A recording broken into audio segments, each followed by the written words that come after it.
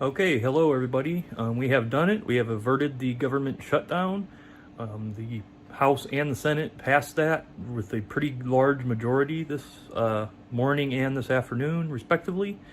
It passed the Senate 65 to 35, and it passed the House it was like 255 to 190 or something like that. So we're getting more Republicans on board now, which means we may not need to use the reconciliation process to raise the debt ceiling. We're hoping that that vote's not doomed in the Senate when it is voted on. But for now, we've averted the government shutdown.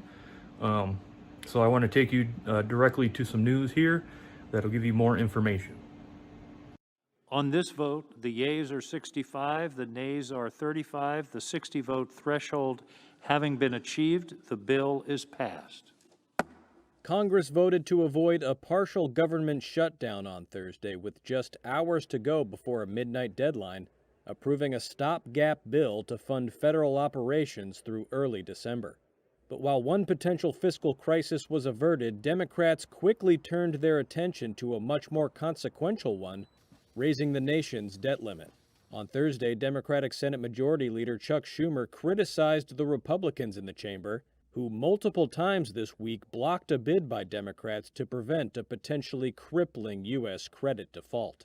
Once again, just as our Republican colleagues realized that a government shutdown would be catastrophic, they should realize that a default on the national debt would be even worse. Despite Republican intransigence, the facts have not changed. We must raise the debt ceiling. We cannot allow America to default. Schumer said that a vote to raise the debt ceiling could come as early as next week. On Wednesday, the democratically controlled House of Representatives approved a measure to raise it through the end of 2022. We are proceeding. Meanwhile, House Speaker Nancy Pelosi faced a revolt from progressive Democrats who pushed back against President Joe Biden's $1 trillion infrastructure plan until a larger $3.5 trillion domestic investment bill is nailed down. Moderate Democratic Senator Joe Manchin complicated the effort on Thursday, saying his top line for the largest social spending bill was $1.5 trillion, a much smaller number that could not only stretch out negotiations for weeks or even longer, but also jeopardize Biden's legislative agenda entirely. Entitlement mentality.